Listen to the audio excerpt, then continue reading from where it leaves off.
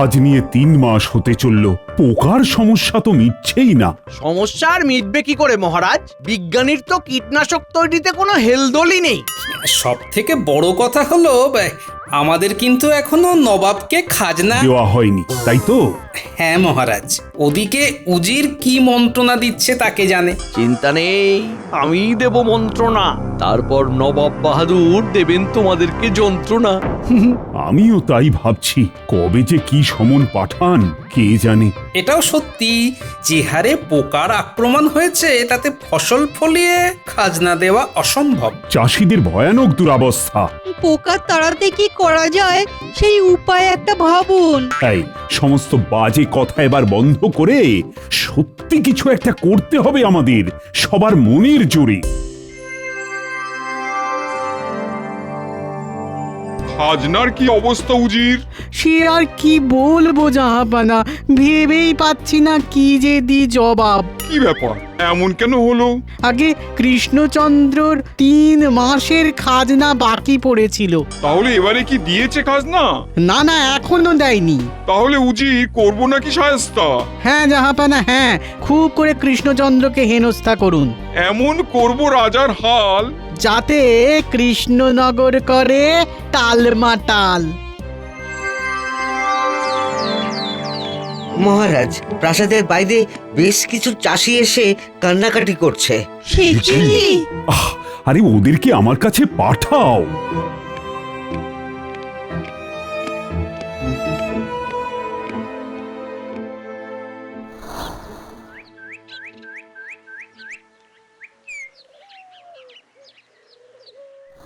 আমাদের বাঁচান মহারাজ, আমরা তো ধনে প্রাণে নিঃস্ব হয়ে যাচ্ছি। ক্ষেতের জমিটার দিকে তাকানো যাচ্ছে না মহারাজ। পোকায় সব তছনছ করে দিচ্ছে, কত কি করছি তাও কিচ্ছু হচ্ছে না।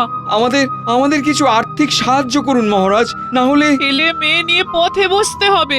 কাঁদো কাঁদো, কেঁদে কেঁদে ভাসিয়ে দাও। মহারাজকে পদে পদে অপরাধী ব্যর্থ প্রমাণিত করো, আরো কাঁদো। দেখো পুঁটির মা ও বাবা, আমরাও প্রাণপণ চেষ্টা করছি তোমাদের পাশে দাঁড়াতে, কিন্তু বুঝতেই তো পারছো 3 মাস ধরে খাজনা না পাওয়ায় রাজকোষ শূন্য প্রায়। গোপাল, এবারে কিছু একটা করো তুমি। মহারাজ, গোপাল দাদা, আপনাদের প্রণাম। করাচ্ছি প্রণাম, শুধুই হবে বদনাম। দিন 2 দিন মহারাজ, ভেবে দেখি তবে কি করা যায় আজ। কচু করবে গোপাল, পূর্বে মহারাজের কপাল। বলো মহারাজের জয়, গোপাল দাদার জয়।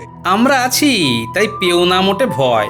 মহারাজের উপর ভরসা রেখো, উল্টো পাল্টা কথায় কান দিও না কো।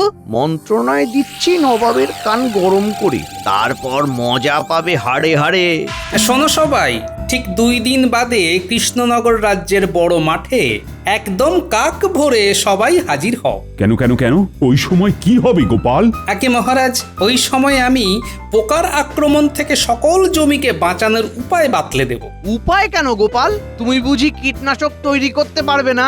যদি 2 দিনের ভিতরে কোনো ওষুধ তৈরি করতে পারি তাহলে তো খুবই ভালো হবে মন্ত্রী মশাই, আর না হলে একটা কার্যকরী উপায় তো বার করবই, আপনি বেশি ভাববেন না।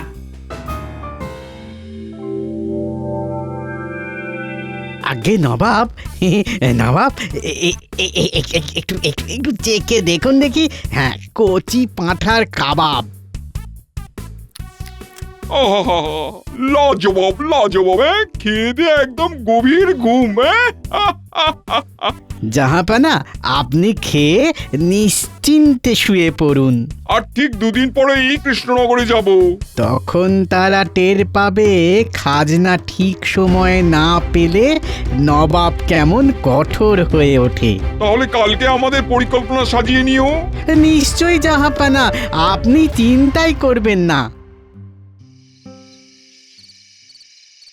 কি গো, এই চিঠিটা কি আমার জন্যে? এই চিঠিটা নবাবের জন্য গিন্নি। তুমি কি জানো কি আছে এই চিঠিতে? না, বলো। এখানে লেখা আছে কৃষকদের দুরবস্থার কথা, ভাবলেই বুকে ব্যথা হয়। এছাড়াও আছে লেখা আমাদের মহারাজ কতটা ব্যর্থ। সত্যি, কৃষকদের চরম কষ্ট কিছুতেই দূর করতে পারছেন না, কিছুতেই। মোটেই না। এছাড়াও আছে গোপালের কথা। ওই এক ভাঁড় খুব খুব অসভ্য। সেই জন্যই তো নবাবকে বলেছি মহারাজকে সরিয়ে আমার মাথায় রাজমুকুটটা যেন পরিয়ে দেয়। আহা!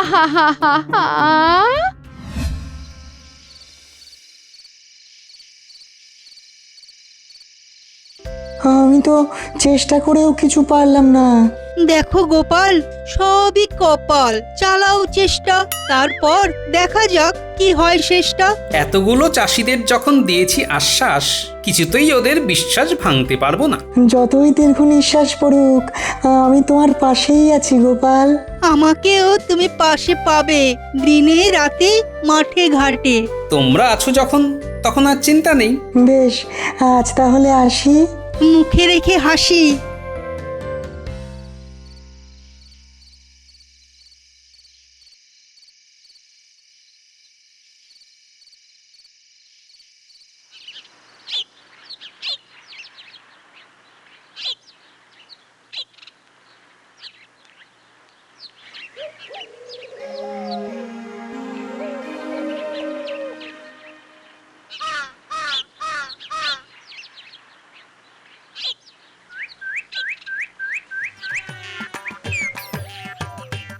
উঠুন উঠুন জাহাপানা, উঠুন, চোখ মেলে দেখুন কি এনেছি। খাজনা নাকি? না না না, রাজা কৃষ্ণচন্দ্রের কুটিল মন্ত্রীর চিঠি। নবাব বাহাদুর, আমাদের কাছে না কৃষ্ণনগরে যাওয়ার একেবারে মোক্ষম সুযোগ এসে গেছে। একটু গুছিয়ে বলো তো উজির, কি লেখা আছে ওই চিঠিতে? জাহাপানা, গোটা কৃষ্ণনগরের ক্ষেতের জমি পোকায় ছেয়ে গেছে, যার ফলে ফসলের খুব ক্ষতি হচ্ছে। কৃষকরা বহুবার মহারাজের দ্বারস্থ হয়েও কোনো ফল পায়নি। আর কৃষকদের দুঃখ না ঘোচাতে পারার দায় ক্ষমতাচ্যুত করব, তাই তো? জাহাপানা, একদম একদম ঠিক। শুনলাম মহারাজ নিজে না পেরে গোপালকে নাকি কৃষকদের দুর্দশা কাটানোর উপায় বার করতে বলেছেন। কিন্তু উজির, গোপালের তো অনেক বুদ্ধি, যদিও সত্যি সত্যি পোকা মারার কোনো উপায় বের করে ফেলে। আর ঠিক একদিন বাদে গোপাল ভোরবেলায় সব কৃষকদের ডেকেছে। চলুন নবাব বাহাদুর, ওই দিন গিয়ে না কৃষ্ণচন্দ্রকে গদি থেকে সরিয়ে দিই। তাহলে কি বলছো, গোপাল পারবে না? একটা ভাঁড় কেবল ভাঁড়াময় করতে পারে জাহাপানা। ওরে বাবা রে, শিগগিরই বড় বাইরে যেতে হবে। হয়ে গেল হয়ে গেল। মরো মরো মরো, খেয়ে মরো, খেয়ে মরো। হ্যাঁ, এ কি, প্রকৃতির ডাকে সাড়া দিতে যাচ্ছি বলে গিন্নি মরতে বলছে? খাও না, আরো খাও, খেয়ে মরো। খেলে তো ত্যাগ করতে যেতেই হবে। অবশ্য আমি বেশি খাই বলে একটু বেশিই যাই। কাদা খাওয়া বার করছি, তে তো খাইয়েই মারবো। হ্যাঁ, গিন্নি দোহাই তোমার, কম খাবো, আমায় তুমি মেরো না। কি বললে তুমি? হ্যাঁ, বলছি প্রকৃতি আমায় ডাক পাঠিয়েছে, আমি তো আর পারছি না সইতে তার চাপ। ওরে বাপ রে বাপ, বলি বালাই ষাট, তোমায় মারতে যাবো কেন? তাহলে হাতে ঝাঁটা আর নিম পাতা কেন? কাকেই বা বলছিলে খেয়ে মরতে? গত কয়েকদিন ধরে রান্নাঘরের পেছনে সবজি বাগানের সবজিগুলোকে পোকায় নষ্ট করে দিচ্ছিল, তাই কি গিন্নি? গরম জলে নিম পাতা সেদ্ধ করে পোকা মারার ওষুধ তৈরি করে বাগানে দিয়ে এলাম গো। আর ঝ্যাঁটা হাতে কেন দেখছো? ওই নষ্ট হওয়া সবজিগুলোকে পরিষ্কার করে এলাম তাই। ও, তাহলে আমায় না পোকাগুলোকে মরতে বলছিলে? এবারে বুঝেছি। গিন্নি, তোমার ওষুধটা কি ক্ষেতের পোকা মারতে পারবে? একবার ছড়িয়ে দেখো না, কাজ হলেও হতে পারে। বেশ, আমি এক্ষুনি পুটির বাবার সাথে কথা বলছি। একটু তোমার ওষুধটা দাও গিন্নি। হ্যাঁ দি। হাতে মাত্র আর একটা দিন, আজকে গোপালও আসেনি। দেখা যাক গোপাল কি করে। যদি এই কদিনের ভেতরে ক্ষেতগুলোকে কীটমুক্ত না করা যায়, তাহলে তো সর্বনাশ হয়ে যাবে।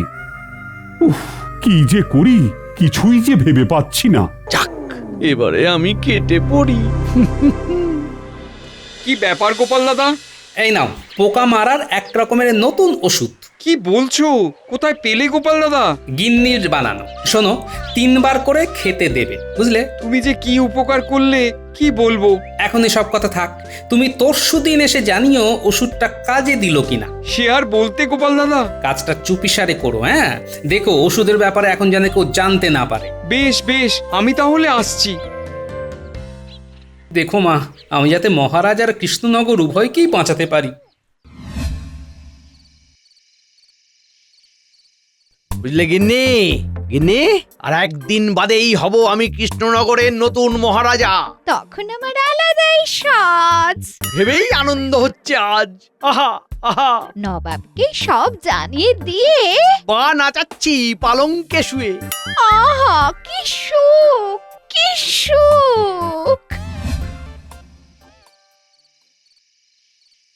বুঝলে উজির, আগে নবাব বাহাদুর। কৃষ্ণনগর স্বপ্নেই শুধু কৃষ্ণনগর দেখছি।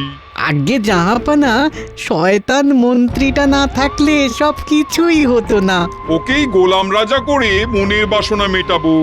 একদম সঠিক সিদ্ধান্ত জাহাপানা।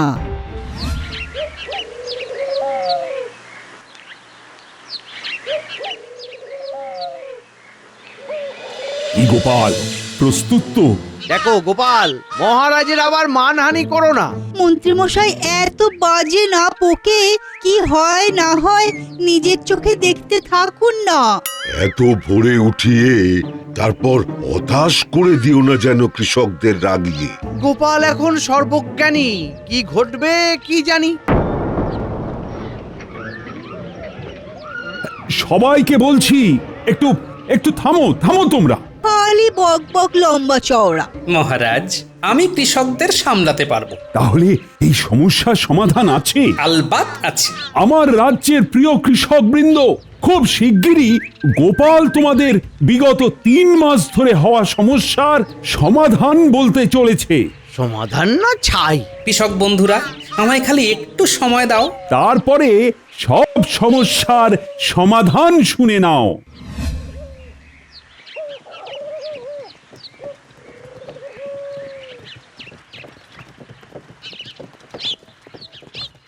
পৌঁছে গেছি তো কৃষ্ণনগরে। আগে হ্যাঁ, আর আর আর আর মিনিট 2 পরেই তো রাজ্যের বড় মাঠ। বেশ বেশ, আসলে আর তর সইছে না। সবই বুঝছি জাহাপানা।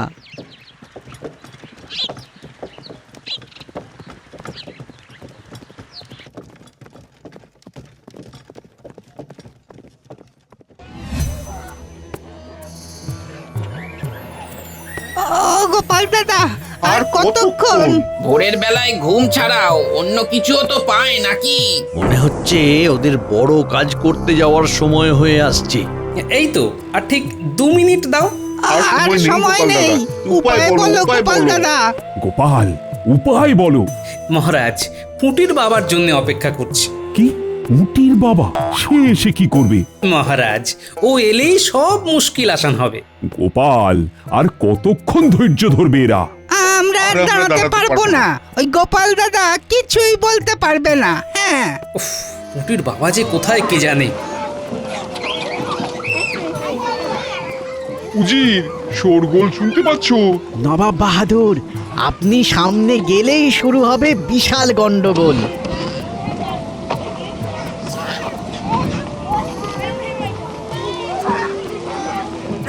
এ কি নবাব, আপনি? নবাব, চারিদিকের কি অবস্থা? হ্যাঁ, খুব শিগগিরই নিচ্ছি ব্যবস্থা। হে কৃষকেরা, তোমাদের কি সমস্যা হয়েছে বলো শুনি। ক্ষেতের জমি পোকায় ছারখার। নবাব, এদের দুর্দশার শেষ নেই আর। বিগত 3 মাস ধরে ভুগছি নবাব বাহাদুর। আর পারছি না নবাব বাহাদুর, আর পারছি না। আপনি আমাদের বাঁচান। বাঁচান নবাব, বাঁচান, বাঁচান আমাদের। গেল গেল, সব গেল। কি করি কি করি? আমি তোমাদের পাশে আছি হে কৃষকগণ। জাহাপানা, যে রাজা খাজনা দিতে পারে না, যে প্রজাদের রক্ষা করতে পারে না, তাকে রাজা হিসেবে রাখা উচিত নয়। ঠিক ঠিক, কৃষ্ণচন্দ্র তোমাকে একজন ব্যর্থ রাজা হিসেবে আমি রাজপদ থেকে সরিয়ে দিচ্ছি। আপনি আপনি এরকম করবেন না নবাব। মহারাজ, গোপাল দাদা, কাজ হয়েছে। ওষুধে সব পোকা মরেছে। ওই দেখুন মহারাজ, আমার ওষুধে কাজ হয়েছে। এই সেরেছে। শুনলেন নবাব, গোপাল পেরেছে। এইবার ক্ষেতের সব জমি বেঁচে যাবে।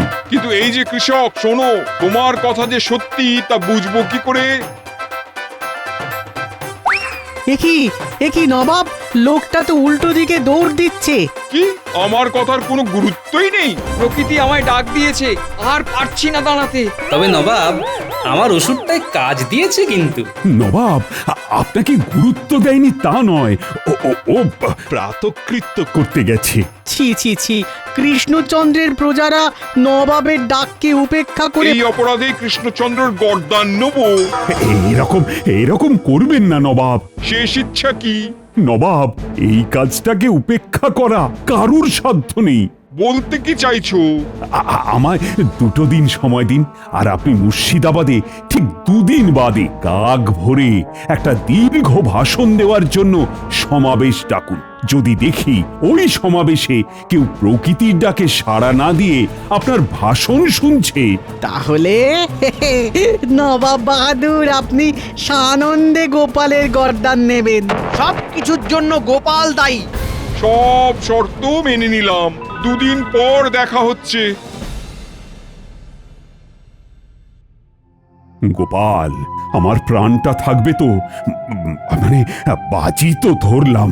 আমি আছি মহারাজ, ভয় পাবেন না, সব ঠিক করে দেব। আমি কালকেই মুর্শিদাবাদ যাব, খবরটা গোপন রাখবেন।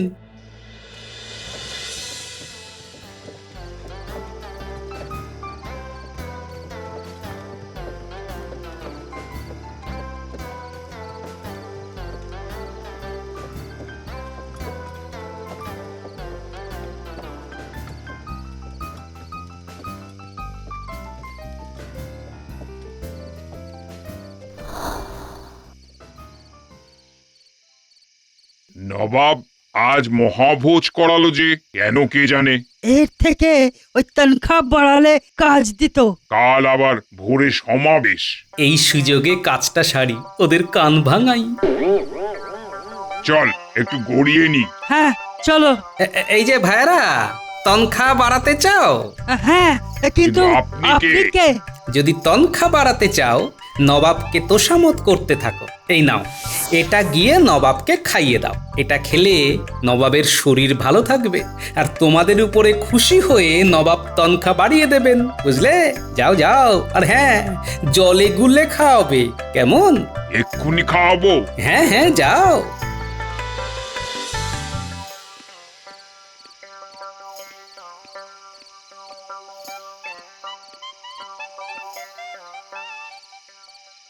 নবাব বাহাদুর, আসতে পারি? কি ব্যাপার, এখানে এসেছিস যে?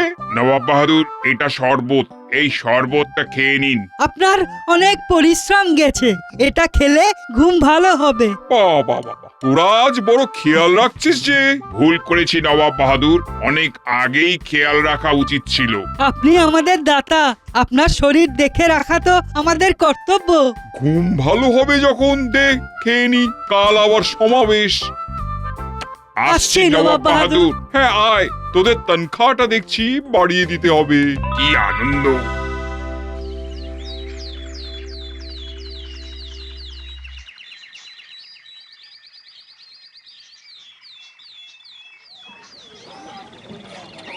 গোপাল, কি ব্যাপার? আমি বাঁচবো তো? মহারাজ নিশ্চিন্তে থাকুন, আমি আছি তো। নবাব কি আজ পাবে শিক্ষা? শিক্ষা মানে চরম শিক্ষা পাবেন। নবাব বাহাদুর কোথায়? সমাবেশে তো সবাই উপস্থিত। সবাইকে অনুরোধ করছি, শান্ত হয়ে বসুন। নবাব বাহাদুর শিগগিরই এসে পড়বেন, বসুন বসুন। নবাবের দম্ভ আজ চূর্ণ হবে। উফ বাবা, এই নিয়ে 6 বার হয়ে গেল। নবাব বাহাদুর, পেটের অবস্থা কি খুব খারাপ? সবাই যে এসে গেছে ওদিকে। আর সমাবেশ, উরি বাবা, উরি বাবা, ও যাই যাই যাই যাই যাই। নবাব বাহাদুর, আপনি আপনি একবার হলেও আসুন, আমি ওদিকটা সামলাচ্ছি। নবাব বাহাদুর এখনো আসছেন না, তার মানে হাল খুবই খারাপ। কি ব্যাপার কে জানে? উফ, কখন যে মহারাজের গর্দানটা যাবে। কই কই নবাব কই, জবাব চাই, সময় নেই সময় নেই। এই রে, পরিস্থিতি তো গরম হচ্ছে, পালাবো কি না, আর একটু দাঁড়িয়ে যাই। আমার প্রিয় বঙ্গবাসী, দেরি হওয়ার জন্য প্রথমেই ক্ষমা চেয়ে নিচ্ছি। আজকের এই সমাবেশে আমি আপনাদেরকে গর্বের সাথে জানাচ্ছি, আজ থেকে এই কৃষ্ণনগর রাজ্যটি কি হলো আর কি হলো নবাব? পেটে মোচক দিচ্ছে উজির, এই প্রকৃতির ডাক। আমি চললাম। নবাব বাহাদুর ছুটবেন না, ছুটবেন না, ডাকে পরে সাড়া দেবেন। আগে আগে আগে সমাবেশ, আগে আগে আগে কৃষ্ণনগর রাজ্য। আগে আগে প্রকৃতির ডাক। আর আর আর কিচ্ছু চাই না, আর কিচ্ছু চাই না। অনেক এই নবাব, বলেছিলাম না এই ডাককে উপেক্ষা কেউ করতে পারে না। গোপাল, তুমি করেছোটা কি? মহারাজ, জোলাপ মিশিয়ে দিয়েছি কৌশল করে, আর তারপরেই নবাব চরম সত্যটা উপলব্ধি করেছেন। প্রকৃতির ডাক এলে সব কিছু ফেলে কল ঘরে ছুটতে হয়। এই নিয়ে নেই কোনো সংশয়। এইভাবেই গোপাল চিরটা কাল আমাদের পাশে থেকো। যত্নে আদরে কৃষ্ণনগর রাজ্যটাকে বাঁচিয়ে রেখো।